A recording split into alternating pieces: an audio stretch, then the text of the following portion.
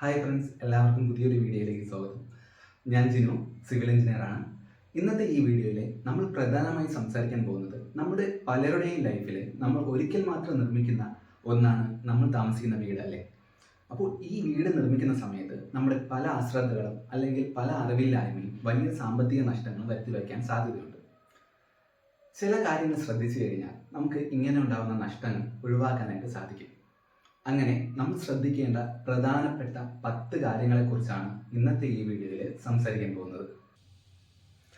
അതിൽ ഒന്നാമത്തെ കാര്യം എന്ന് പറയുന്നത് ബഡ്ജറ്റ് പ്ലാനിങ് ആണ്. കാരണം നമ്മുടെ വീട് നിർമ്മാണത്തിന് മുൻപായിട്ട് തന്നെ നമ്മൾ വീടിൻ്റെ ബഡ്ജറ്റ് പ്ലാൻ ചെയ്തിരിക്കണം. അല്ല എന്നുണ്ടെങ്കിൽ പറ്റുന്നതെന്ന് പറയുന്നത് നമ്മൾ വീട് പണി തുടങ്ങിക്കഴിയും, കുറച്ച് ദിവസങ്ങൾ കഴിയുമ്പോഴത്തേക്കും നമ്മുടെ ബഡ്ജറ്റ് തീരും, നമ്മുടെ ക്യാഷൊക്കെ നമ്മുടെ കയ്യിൽ നിന്ന് തീരും, പിന്നെ വീട് പണി പകുതി വെച്ച് സ്റ്റോപ്പ് ആവാനായിട്ട് സാധ്യതയുണ്ട്. അപ്പോൾ അത് വരാതിരിക്കാൻ വേണ്ടി നമ്മൾ ആദ്യം എത്ര രൂപ വീട് നിർമ്മാണത്തിന് വേണ്ടി എത്ര രൂപ മുടക്കാനായിട്ട് സാധിക്കും എന്ന് ഫിക്സ് ചെയ്യുക. അതനുസരിച്ച് വേണം നമ്മൾ വീടിൻ്റെ പ്ലാൻ വരയ്ക്കാനായാലും അതിനകത്തുള്ള സൗകര്യങ്ങളും എല്ലാം പ്ലാൻ ചെയ്യാൻ വേണ്ടി. നമ്മൾ വീടിൻ്റെ ആദ്യം നമ്മൾ ഒരു വീടിൻ്റെ എസ്റ്റിമേറ്റ് എടുക്കുമല്ലോ. ആ എസ്റ്റിമേറ്റ് തുകയുടെ ഒരു 10 മുതൽ 15% വരെ കൂടുതലായിട്ട് നിങ്ങൾ കയ്യിൽ കരുതിയിരിക്കണം. കാരണം അത് എവിടെയെങ്കിലും വീട് നിർമ്മാണത്തിൻ്റെ ഘട്ടത്തിൽ തന്നെ എവിടെയെങ്കിലും നമുക്ക് അത് ആവശ്യമായിട്ട് വരും. അപ്പോൾ ആദ്യം നമ്മൾ ശ്രദ്ധിക്കേണ്ട കാര്യം വീടിൻ്റെ ബഡ്ജറ്റ് പ്ലാൻ ചെയ്യുക എന്നതാണ്. അങ്ങനെ ബഡ്ജറ്റ് പ്ലാൻ ചെയ്ത് കൃത്യമായ ഒരു ഇതിൽ കൂടെ പോവുകയാണെങ്കിൽ നമുക്ക് വീട് പണി വളരെ ഈസി ആയിട്ട് ഒരു ബുദ്ധിമുട്ടും കൂടാതെ നിർമ്മിച്ചെടുക്കാനായിട്ട് സാധിക്കും. അടുത്ത് രണ്ടാമത് നമ്മൾ ശ്രദ്ധിക്കേണ്ടതെന്ന് പറയുന്നത് വീടിൻ്റെ പ്ലാനിലും ഡിസൈനിലുമാണ്.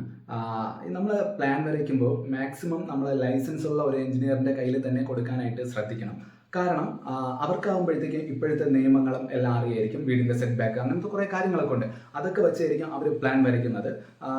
കൂടാതെ അവർക്ക് ഒരുപാട് എക്സ്പീരിയൻസും ഉണ്ടായിരിക്കും. അപ്പോൾ ലൈസൻസ് ഉള്ളവരിൽ തന്നെയാണ് മാക്സിമം വീടിൻ്റെ പ്ലാൻ വരയ്ക്കാൻ കൊടുക്കാൻ വേണ്ടി.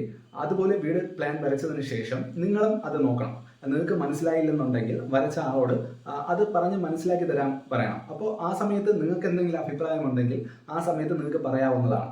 അല്ലാതെ വീട് നിർമ്മിച്ച് തുടങ്ങുമ്പോഴത്തേക്കും അയ്യോ അത് അവിടെ വേണ്ടായിരുന്നു, അത് ഇവിടെ വേണ്ടായിരുന്നു, അങ്ങനെയൊന്നും പറഞ്ഞിട്ട് കാര്യമില്ല. അങ്ങനെ പറഞ്ഞാൽ നമുക്ക് ആ ഒരു സമയത്ത് അതൊക്കെ മാറ്റി ചെയ്യണമെങ്കിൽ ഒരുപാട് ക്യാഷ് അഡീഷണൽ ആയിട്ട് വേണ്ടി വരും, ഒരുപാട് നഷ്ടങ്ങളും വരാനായിട്ട് സാധ്യതയുണ്ട്. അപ്പോൾ വീടിൻ്റെ പ്ലാൻ വരയ്ക്കുമ്പോൾ തന്നെ അതിൽ ഫർണിച്ചറിൻ്റെ ലേ ഔട്ട്, അതുപോലെ കബോർഡിൻ്റെ ലേ ഔട്ടുകൾ, ബെഡ് എവിടെയാണ് വരുന്നത്, അങ്ങനത്തെയുള്ള എല്ലാ കാര്യങ്ങളും അതിൽ ഇൻക്ലൂഡ് ചെയ്യാനായിട്ട് പറയണം.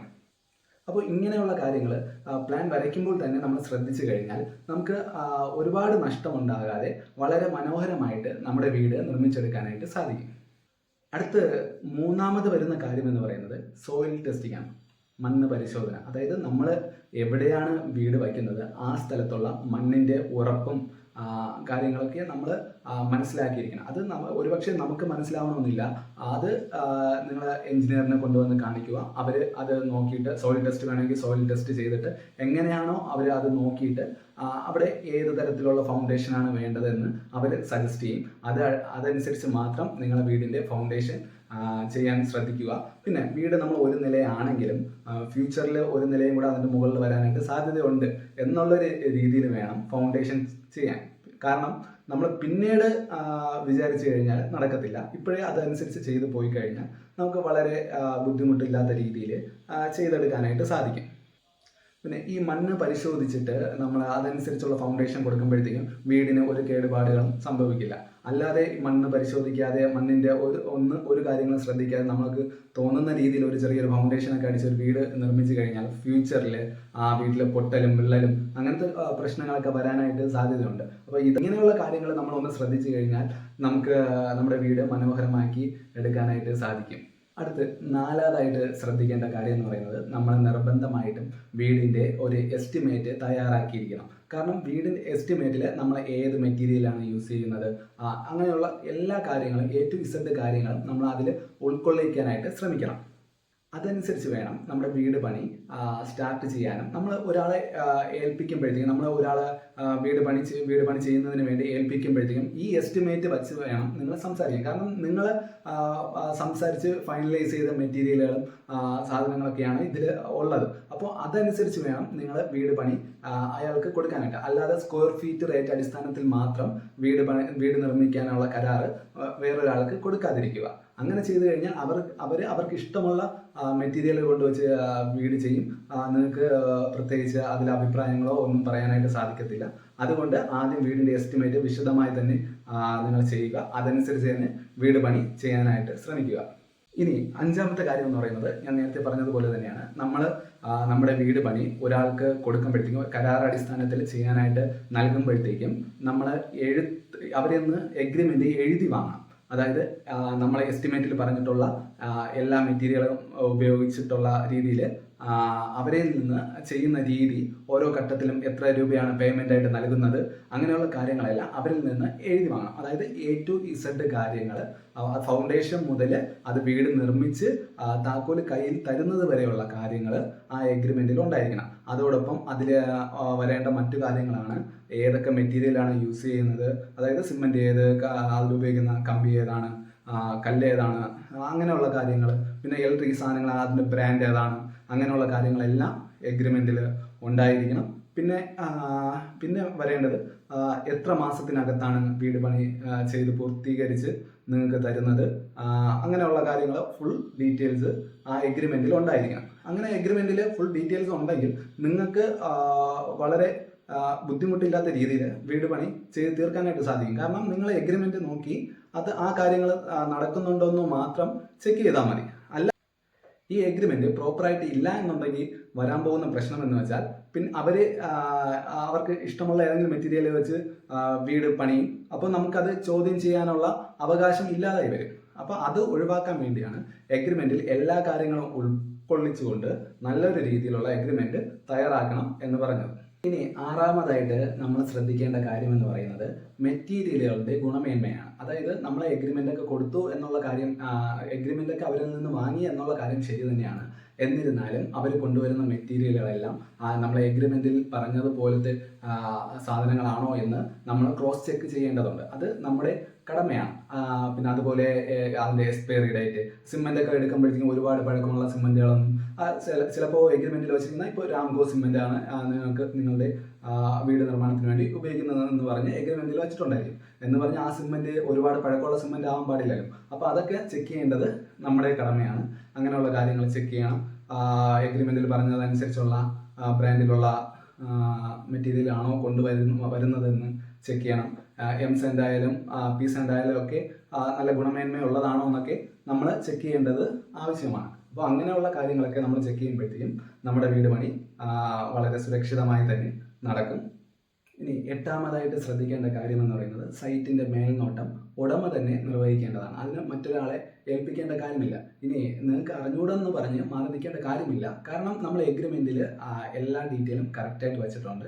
അതനുസരിച്ച് തന്നെയാണോ വീട് പണി നടക്കുന്നതെന്ന് നിങ്ങൾ നോക്കിയാൽ മതി. പിന്നെ സാധാരണ രീതിയിൽ നമുക്ക് നോക്കുമ്പോഴത്തേക്ക് എന്തെങ്കിലും സംശയങ്ങളോ അങ്ങനെ എന്തെങ്കിലും വരികയാണെങ്കിൽ നിങ്ങളൊരു എഞ്ചിനീയറിനെ കണ്ട് സംസാരിക്കുക, അല്ലെങ്കിൽ അറിയാവുന്ന ആരെങ്കിലോട് സംസാരിച്ച് അത് അതിൽ ഒരു വ്യക്തത വരുത്തേണ്ടതാണ്. അപ്പോൾ മറ്റൊരാളെ ഏൽപ്പിക്കുന്നതിനെക്കാട്ടിലും നല്ലത് സൈറ്റിൻ്റെ മേൽനോട്ടം സ്വന്തം ഉടമ തന്നെയാണ് നിർവഹിക്കേണ്ടത്. അതായത് എഗ്രിമെൻറ്റ് പ്രകാരമുള്ള വർക്കുകളൊക്കെ അവിടെ നടന്നോളും. അത് കറക്റ്റായിട്ടാണോ നടക്കുന്നത് എന്ന് മാത്രം നിങ്ങളൊന്ന് ചെക്ക് ചെയ്താൽ മതിയാവും. അപ്പോൾ ഇങ്ങനെയുള്ള കാര്യങ്ങൾ ശ്രദ്ധിക്കുമ്പോഴത്തേക്കും നമുക്ക് പിന്നീട് ഫ്യൂച്ചറിൽ വരുന്ന ഒരുപാട് നഷ്ടങ്ങൾ കുറയ്ക്കാനായിട്ട് സാധിക്കും. ഇനി ഒൻപതാമതായി നമ്മൾ ശ്രദ്ധിക്കേണ്ട കാര്യം എന്ന് പറയുന്നത് വീടിൻ്റെ ഇലക്ട്രിക്കൽ പ്ലംബിംഗ് വർക്കുകൾ ചെയ്യുമ്പോഴുള്ള കാര്യങ്ങളാണ്. നമ്മുടെ വീടിന് ഇപ്പോൾ നിലവിൽ ചിലപ്പോൾ നമ്മൾ ഒരു റൂമിൽ ഒരു ലൈറ്റ്, ഒരു ഫാന് അങ്ങനെയൊക്കെ ആയിരിക്കും പ്ലാൻ ചെയ്തിരിക്കുന്നത്. എന്നിരുന്നാൽ പോലും AC-യുടെ പോയിന്റ് അതൊക്കെ നമ്മൾ ഇപ്പോഴേ അഡീഷണലായിട്ട് കൊടുത്തു പോകണം. ഫ്യൂച്ചറിൽ നമ്മളത് ആവശ്യം വരുമ്പോൾ ഇടാമെന്ന് കരുതി കഴിഞ്ഞാൽ ആ സമയത്ത് നമുക്ക് എല്ലാം ഒന്നേന്ന് അതിൻ്റെ ലൈൻ ചെയ്തൊക്കെ കൊണ്ടുവരേണ്ടതായിട്ട് വരും. അതൊക്കെ മാക്സിമം ഒഴിവാക്കുക. അതിൽ കുറച്ച് ക്യാഷ് കൂടുതലായാലും നമ്മൾ അതിൽ വിഷമിക്കേണ്ട കാര്യമില്ല.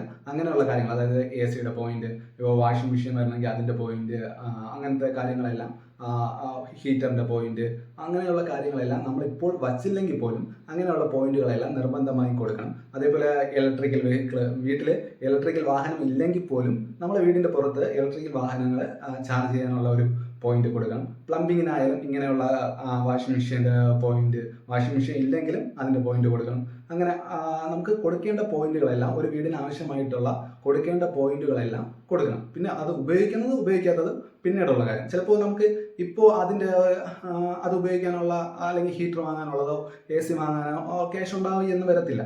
പക്ഷേ അതിൻ്റെ പോയിന്റുകൾ ഇപ്പോഴേ ഇട്ട് വെച്ച് കഴിഞ്ഞാൽ നമുക്ക് ഫ്യൂച്ചറിൽ വളരെ ബുദ്ധിമുട്ടില്ലാത്ത രീതിയിൽ പെട്ടെന്ന് തന്നെ വേറെ വലിയ നഷ്ടം വരാത്ത രീതിയിൽ ആ സമയത്ത് അത് മാത്രം, ആ ഒരു ഉപകരണം മാത്രം ഇൻസ്റ്റാൾ ചെയ്താൽ മതിയാവും നമുക്ക് ഉപയോഗിക്കാൻ വേണ്ടി. ഇനി 10ാമതായിട്ട് നമ്മൾ ശ്രദ്ധിക്കേണ്ട പ്രധാന കാര്യം എന്ന് പറയുന്നത് വീടിൻ്റെ ഫിനിഷിംഗ് സ്റ്റേജിലുള്ള കാര്യങ്ങളാണ്. ഈ ഫിനിഷിംഗ് സ്റ്റേജിൽ പല കാര്യങ്ങളും നമ്മൾ വിട്ടുപോകാറാണ് പതിവ്. കാരണം അത് കഴിഞ്ഞാൽ പിന്നെ ഹൗസ് വാമിംഗ് ആണ്, അതിൻ്റെ തിരക്കുകളായിട്ട് വീട്ടുടമ പോവും. എന്നിരുന്നാൽ പോലും നമ്മൾ പലപ്പോഴും നമ്മുടെ വീട് കോൺട്രാക്റ്റായിട്ട് കൊടുത്തിരിക്കുകയായിരിക്കും, ജോലിയൊക്കെ അങ്ങനെ കൊടുക്കാറാണ് പതിവ്. അപ്പോൾ അങ്ങനെ കൊടുക്കുമ്പോഴത്തേക്കും എഗ്രിമെൻറ്റ് പ്രകാരമുള്ള എല്ലാ വർക്കുകളും ഫിനിഷ് ആയിട്ടുണ്ടെന്ന് നിങ്ങൾ ഉറപ്പ് വരുത്തണം. ഇലക്ട്രിക്കലായാലും പ്ലംബിംഗ് ആയാലും പെയിൻറ്റിങ് ആയാലും എല്ലാം ഫിനിഷ് ആയിട്ടുണ്ടെന്ന് നിങ്ങൾ ഉറപ്പ് വരുത്തണം. അല്ലാതെ ഉറപ്പ് വരുത്താതിരുന്നു കഴിഞ്ഞാൽ അവരും ശ്രദ്ധിക്കത്തില്ല, നിങ്ങളും ശ്രദ്ധിക്കത്തില്ല. അവസാനം ഹൗസ് വാമിംഗ് എല്ലാം കഴിഞ്ഞ് താക്കോലെല്ലാം നിങ്ങളതിൽ ഹാൻഡ് ഓവർ ചെയ്തതിന് ശേഷമായിരിക്കും നിങ്ങൾ ആ കാര്യം ശ്രദ്ധിക്കുന്നത്. അതിനുശേഷം നിങ്ങൾ അവരോട് പോയി പറഞ്ഞു കഴിഞ്ഞാൽ ചിലപ്പോൾ അവർ ചെയ്ത് തന്നെന്ന് വരത്തില്ല.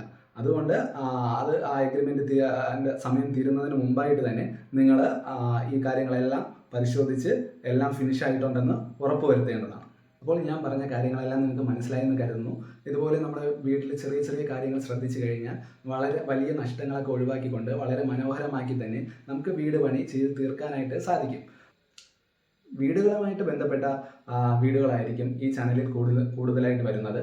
ഇങ്ങനെയുള്ള വീഡിയോകൾ ഇഷ്ടമാണെന്നുണ്ടെങ്കിൽ ചാനൽ സബ്സ്ക്രൈബ് ചെയ്യുക. വീഡിയോ ഇഷ്ടമായാൽ ലൈക്ക് ചെയ്യുക. നിങ്ങളുടെ അഭിപ്രായങ്ങൾ, ചോദ്യങ്ങളും സംശയങ്ങളും എല്ലാം കമൻറ്റുകളായിട്ട് അറിയിക്കുക. അപ്പോൾ അടുത്തൊരു വീഡിയോയുമായിട്ട് വരുന്നത് വരെ നന്ദി.